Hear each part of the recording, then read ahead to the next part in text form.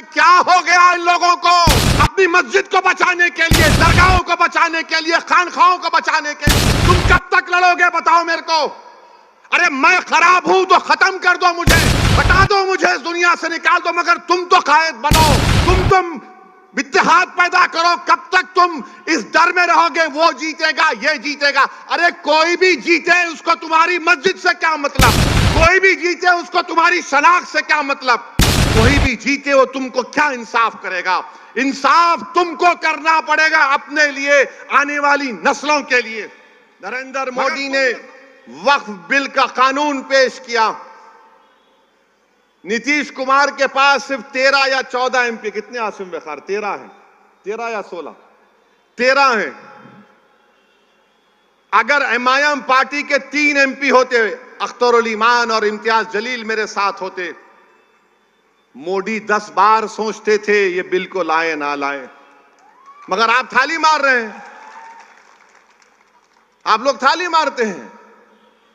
अगर हमारे 3 एमपी होते, वो कानून या वो बिल नहीं आता जिसके जरिए नरेंद्र मोदी उनकी सरकार वक्फ को खत्म करना चाहते हैं पूरे भारत में। कोई जायदाद वक्फ की नहीं रहेगी, मेरी बात मैं जिम्मेदारी के साथ कह रहा हूं, कोई जायदाद नहीं रहेगी वक्फ की। कलेक्टर को इतना पावर दे दिया जाएगा कि कोई भी कलेक्टर के पास जाकर बोलेगा, ये कलेक्टर साहब ये जो यतीम खाना है, ये जो खानखा है, ये जो दरगाह है, ये जो मस्जिद है, ये वक्फ नहीं है। अब मेरे इस बोलने के बाद बहुत से लोग बोलेंगे, ओवैसी तुम क्या कह रहे हो, पागल हो क्या। कोई भी जाकर बोल देगा, अरे ये कानून में लिखा है, इस बिल में लिखा है, क्या लिखा है कि कोई भी रोड चलता आदमी जिसका वक्फ से कोई ताल्लुक नहीं होगा, वो जाकर कलेक्टर को बोलेगा इंक्वायरी ऑर्डर करो। कलेक्टर जैसे इंक्वायरी ऑर्डर करेगा, उसमें कोई टाइम लिमिट नहीं है। जब कलेक्टर इंक्वायरी लिखेगा, इंक्वायरी कंप्लीट होने तक वो प्रॉपर्टी वक्फ की नहीं रहेगी। आप तो चले गई प्रॉपर्टी आपके हाथ से, दरगाह आपके हाथ से निकल गई, खानकाह आपके हाथ से निकल गई, मस्जिदें आपके हाथ से निकल जाएंगी, कब्रिस्तान आपके हाथ से निकल जाएगा।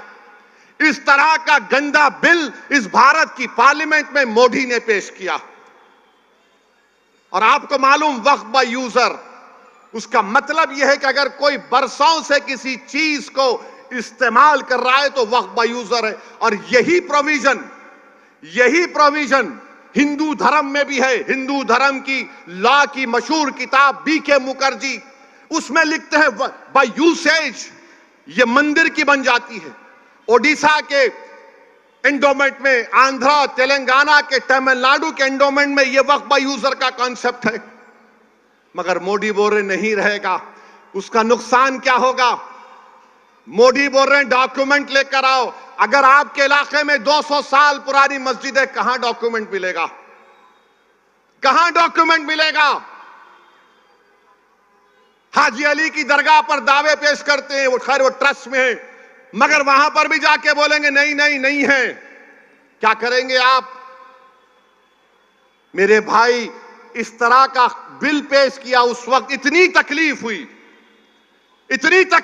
कि मेरा रोंगटा पुकार कर कह रहा था कि क्या हो गया इन लोगों को जो 14.5 करोड़ है और 5 को नहीं जिता सकते। अपनी मस्जिद को बचाने के लिए, दरगाहों को बचाने के लिए, खानखाओं को बचाने के लिए तुम कब तक लड़ोगे बताओ मेरे को। अरे मैं खराब हूं तो खत्म कर दो मुझे, हटा दो मुझे, इस दुनिया से निकाल दो, मगर तुम तो कायद बनो, तुम इत्तेहाद पैदा करो। कब तक तुम इस डर में रहोगे वो जीतेगा ये जीतेगा। अरे कोई भी जीते उसको तुम्हारी मस्जिद से क्या मतलब, कोई भी जीते उसको तुम्हारी शनाख्त से क्या मतलब, कोई भी जीते वो तुमको क्या इंसाफ करेगा। इंसाफ तुमको करना पड़ेगा अपने लिए, आने वाली नस्लों के लिए। मगर तुम ये समझ रहे हो नहीं वो दूसरा ठाकरे है, ये अच्छा है। कौन क्या किए बताओ आपको। जब ये वक्फ का बिल पेश हो रहा था, उद्धव ठाकरे के पूरे एमपीज बाहर खड़े हुए थे, कोई लोग सभा में नहीं था। मुझे मोशन देना पड़ा इंट्रोडक्शन के खिलाफ। मेरे भाई जागो, मजलिस के लिए नहीं तो अपने लिए, अपनी नस्लों के लिए, अपनी शनाख्त के लिए जागो। तुम नहीं समझ रहे, तुम्हारी आवाज अगर असेंबली में नहीं होगी, तुम्हारी आवाज अगर कॉरपोरेशन में नहीं होगी, तुम्हारी आवाज जिला परिषद में नहीं होगी, पार्लियामेंट में नहीं होगी, तो कौन तुम्हारी आवाज उठाएगा बताओ। आज ये खतरा हमारे सरों पर मंडला रहा है। अगर मोदी इस तरह के बिल को पार्लियामेंट में दोबारा पेश करेंगे, अगर वो कानून बन जाएगा, खुदा ना खास्ता हम कई मसाजिद, मदरसे, दरगाहें, खानकाएं, कब्रिस्तान की जमीनों को खो देंगे। और आपको मालूम, दिल्ली में सच्चर कमेटी ने पेज नंबर 221 में कहा कि दिल्ली में 130 वक्फ की प्रॉपर्टीज पर गवर्नमेंट ऑफ इंडिया ने, यानी मोदी की सरकार ने कब्जा करके बैठा हुआ है। उसकी लागत 2007 में 3000 करोड़ की थी। आज हम 2024 में हैं, कम से कम 10,000 करोड़ की प्रॉपर्टीज हैं जो गवर्नमेंट ऑफ इंडिया उस पर एंक्रोच कर रही है, काबिज है। मेरे भाई बताओ, अगर हमारे नुमाइंदे नहीं रहेंगे, हमारी आवाज नहीं उठेगी, तो फिर कौन उठाएगा तुम्हारी आवाज को। मौलाना आजाद को बोलने नहीं देते थे। तुम क्या, कौन सी खेत की मौली हो तुम। मगर सबक तो हासिल करो कि सन 47 के बाद जो मौलाना आजाद से हुआ वो हम पर तो चल रहा है ना, बीत रहा है हम पर। मेरे भाई, तुम क्या उस वक्त जागोगे जब तुम्हारे महलों की मस्जिद पर नोटिस लग जाएगी, this is not a Waqf property. तुम क्या उस वक्त उठोगे जब दरगाहों के सामने नोटिस लग जाएगी, this is not a Waqf property. तुम क्या उस वक्त उठोगे जब कब्रिस्तान में जाकर कह दिया जाएगा कि तेरे अब्बा की खबर पर तू शबे बारात के दिन आकर फूल नहीं चढ़ाएगा, ये वक्त प्रॉपर्टी नहीं है। तुम उस वक्त रोगे, तुम उस वक्त जागोगे जब कयामत का सूर फूंका जाएगा। ये वक्त है उठने का। 20 तारीख के दिन अपने सबूत दो, अपनी जिंदगी का, अपनी क़यादत को बनाओ, अपने नुमाइंदों को कामयाब करो। यकीनन हराओ मोदी को, यकीनन हराओ शिंदे को, बल्कि अगर ताकत है तो खार कर फेंको इन लोगों को। मगर याद रखो, याद रखो, याद रखो, सियासत में शहादत का कॉन्सेप्ट नहीं है। अल्लाह की राह में शहादत है तो जन्नत है, सियासत में जिंदा रहना है। तुम जिंदा रहोगे तो नेक अमाल करोगे, तुम जिंदा रहोगे तो काम करोगे। फैयाज भाई बहुत अच्छे हैं, हमेशा हम पुकारे तो आ जाते। कब तक आएंगे फैयाज?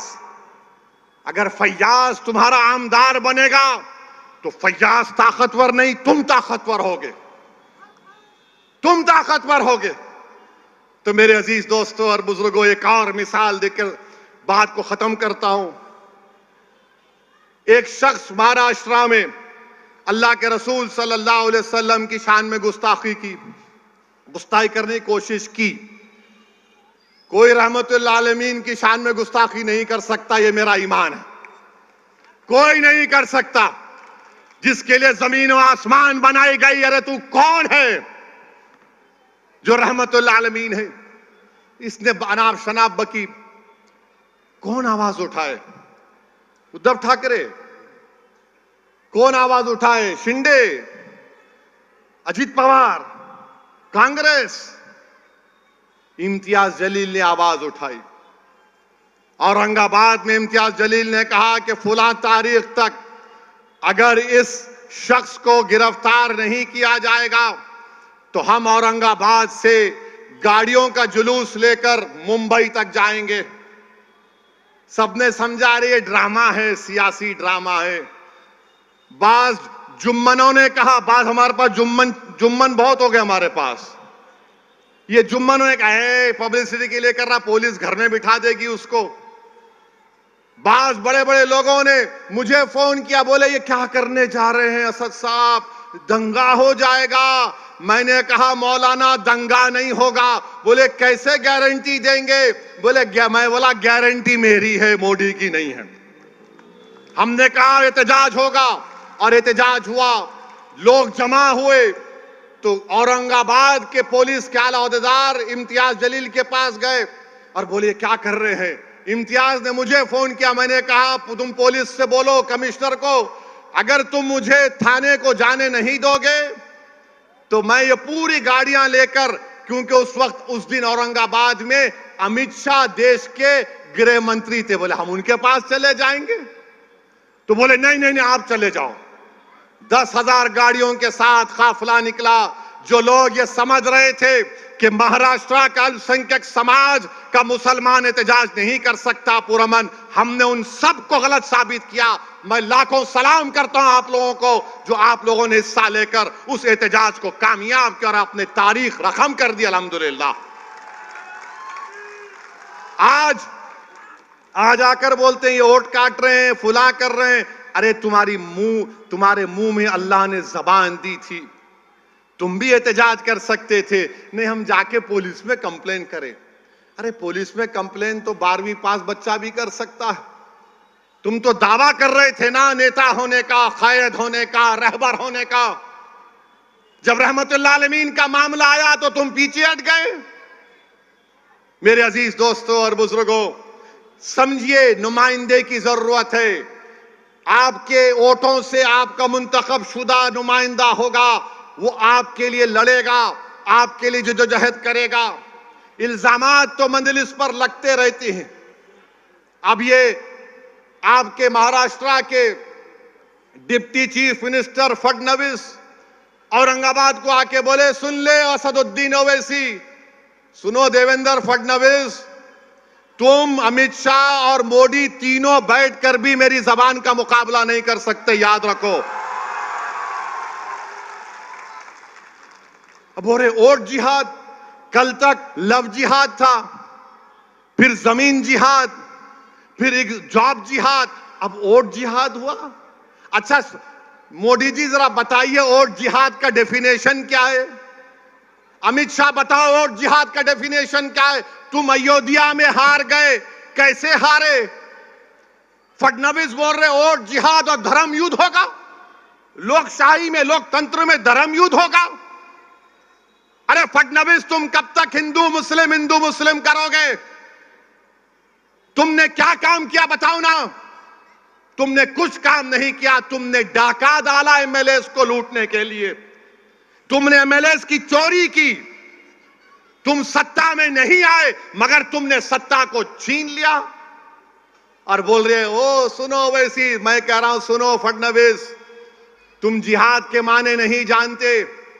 बोलते मालेगांव सेंट्रल में हम धूलिया की सीट मालेगांव सेंट्रल की वजह से हारे। अरे फडणवीस, तुम तो 1819 में भी हारे थे, 1918 में भी हारे थे।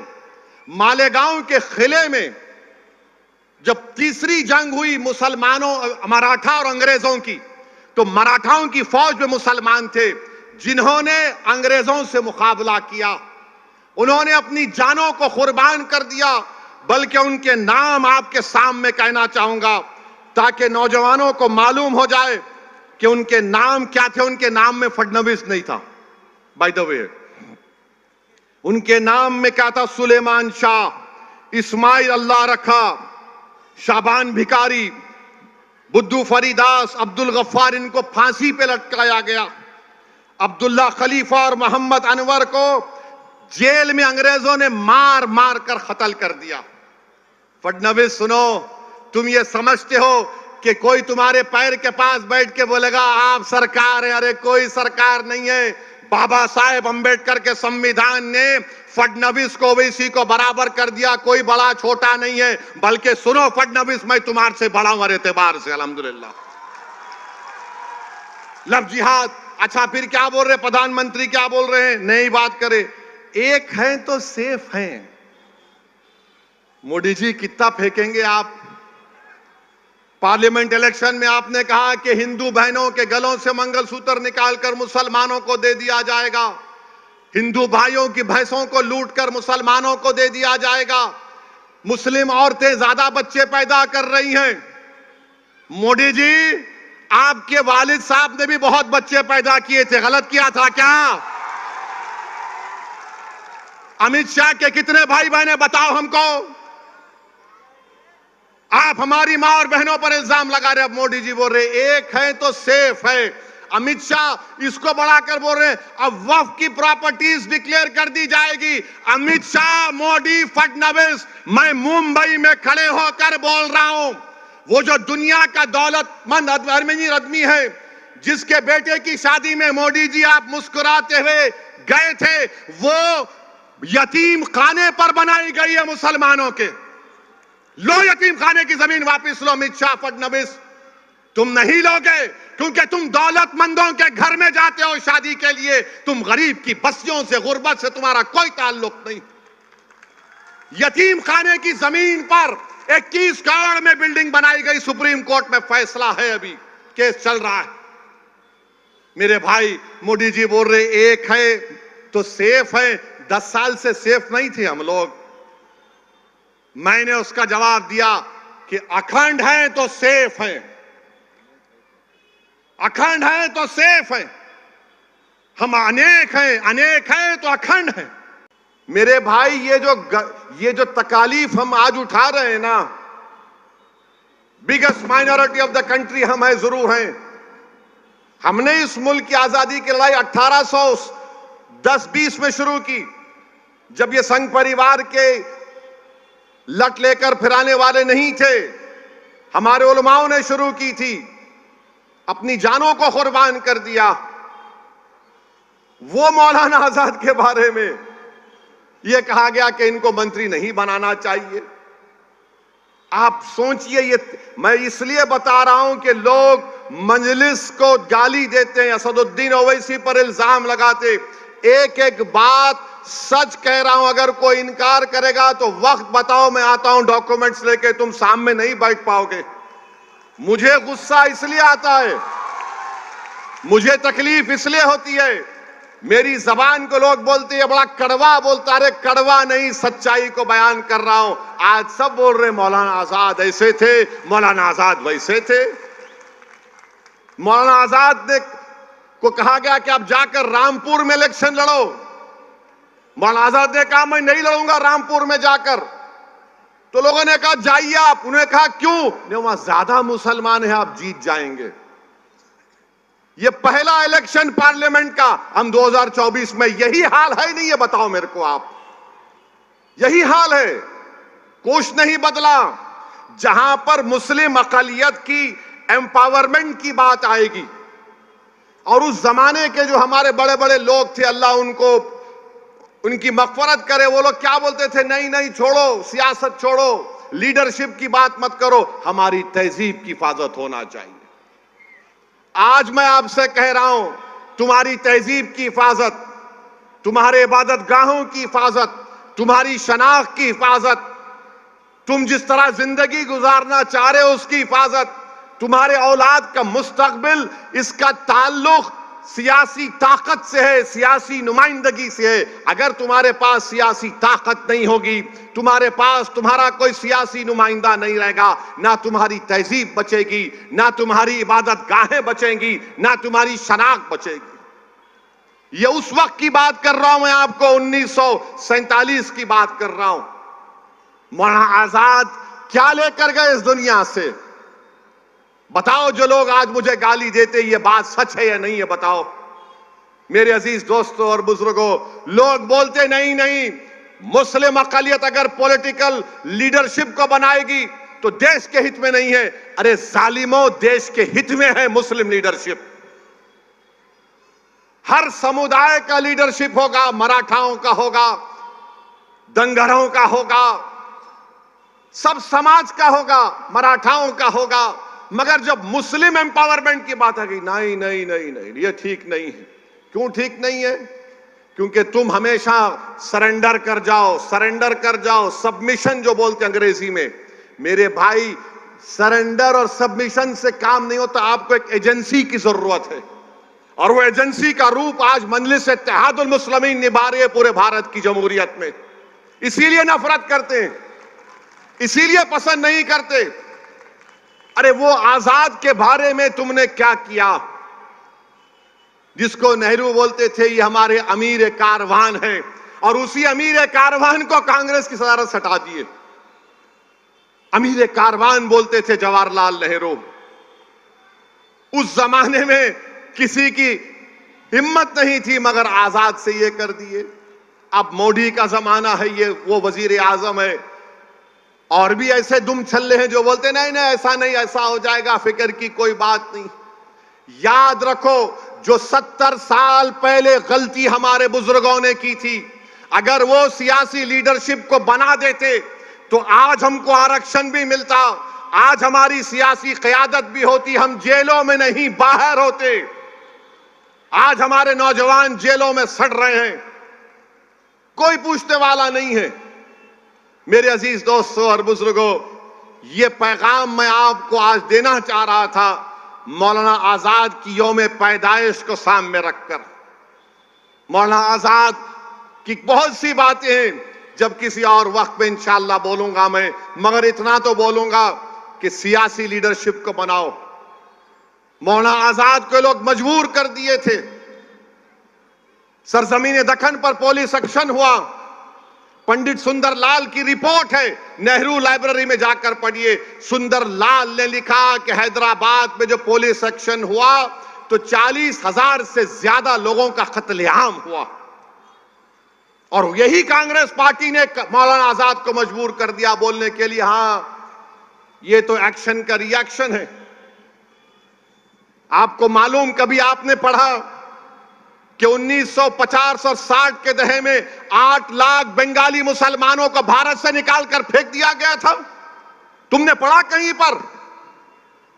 तुमको कोई नहीं बोलेंगे, मैं बता रहा हूं कब हुआ था ये। श्रीनगर में हजरत बल में नबी करीम सल्लल्लाहु अलैहि वसल्लम के मुंह मुबारक का एक वहां पर एक हादसा हो गया था। पूरे मुल्क में तूफान उठा तो 8 लाख को बाहर कर दिया गया। किसने निकाल दिया था? आसाम से जाओ डिटेंशन सेंटर में डालो इनको, बाद में नेहरू को वापस लेना पड़ा। अरे तारीख हम पढ़ते हैं। अगर हमारी जबान कड़वी है तो तुम्हारे जुल्म की वजह से है। अगर हम कहते हैं कि आपकी सियासी लीडरशिप होना इसलिए कि हमारे बुजुर्गों को नुकसान पहुंचा, आज अगर फैयाज जीतेगा इंशाअल्लाह ताला तो वो आज के लिए नहीं है, इन मासूम बच्चों के मुस्तकबिल अच्छा होगा। जो तकालीफ हम और फैयाज साहब और हमारे बुजुर्ग उठाए, कम से कम ये आने वाला जनरेशन, ये नस्ल उस तकालीफ को नहीं उठाएगा। तो मेरे अजीज दोस्तों और बुजुर्गों, मेरी आपसे दमन गुजारिश है कि आपको 20 तारीख के दिन अपने के कोर्ट का सही इस्तेमाल करना है। अब आप जानते हैं कि हर पार्टी बोल रही है कि हम इतना दे देंगे, लाडली में उतना दे देंगे, हम फुला कर देंगे।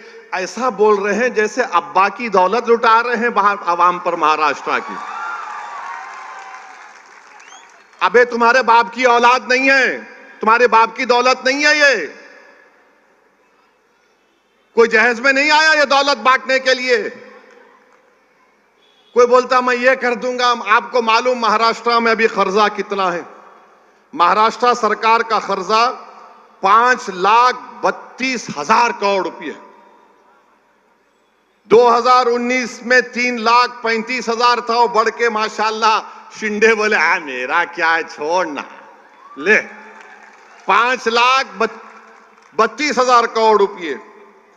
अभी 2030 के आने तक महाराष्ट्र सरकार को उस कर्जे का 2,75,000 अदा करना है। तो ये लोग क्या करते हैं, अब 2,75,000 अदा करना है, मार्केट से 80,000 करोड़ उठाते, उसमें से आधा पैसा कर्जे में देते, आधा पैसा बोलते ले लूटो, खाजा का लंगर है लेके जाओ। मगर नुकसान किसका हो रहा है? गरीबों का हो रहा है, गरीबों का हो रहा है। कहां जा रहे पैसे आपको मालूम? किधर जा रहे पैसे आपको मालूम? गरीब को मिलता ही नहीं, नेताओं के जेब में पैसे चले जाते। 1-2 का 4 करते, दिखाते 20, 8 इनके पास, एक 6-7 दिखाने को फोटो गरीबों को मिलता। फिर आप जानते हैं कि मुंबई लोकल जो चलती है आपके पास, हाई कोर्ट का ऑर्डर मैं पढ़ा हूं।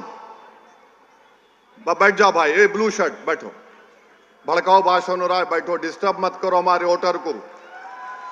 हमारा वोटर पूरी तवज्जो से सुन रहा भी बात को। मुंबई लोकल में बॉम्बे हाई कोर्ट ने कहा कि हमको शर्मिंदगी है कि इसमें सफर करने वालों को कैटल की तरह, जानवरों की तरह ट्रीट किया जाता है। 2023 में मुंबई लोकल पर 2590 लोगों की मौत हुई है। मुंबई लोकल में 2590 लोगों की मौत हुई है, 2451 लोगों जख्मी हुए हैं। ये डबल इंजन की सरकार कैसे है कि 2590 मर गए शिंदे, 2590 लोग मर गए फडणवीस, तुम्हारा डबल इंजन और 2500 लोग मर रहे हैं। तुम क्या मारने के लिए इंजन हो या बचाने के लिए हो, हमको बताओ। फिर आप देखिए, आपके मुंबई की बस बेस्ट सर्विस है, 35 लाख गरीब लोग बेस्ट सर्विस को इस्तेमाल करते, 1000 बसेस हैं। ये डबल इंजन क्या करना चाह रहे हैं कि आइंदा साल तक, आज बेस्ट के पास 1000 बसेस हैं जो गरीब इस्तेमाल करता है, 2025 तक शिंदे और फडणवीस बोल रहे हैं जरूरत ही नहीं है, खाली 220 बस रखेंगे। किसका नुकसान होगा इसमें? उस बस में कितना देर इंतजार करना पड़ता गरीबों को बस आने के लिए। ये आपके बुनियादी मसले मसाइल हैं। ये प्राइवेटाइज करना चाह रहे हैं बेस्ट सर्विस को। तो मेरे अजीज दोस्तों और बुजुर्गों, ये मुद्दे हैं। अगर दोबारा ये सरकारें आएंगी, याद रखिए मुंबई में कोई जमीन खाली नहीं रहेगी। बोलेंगे ये तू ले ले, ये तू ले ले, तू माल बना ले, तू ये बना ले। माल के नाम पर माल जमा कर रहे हैं।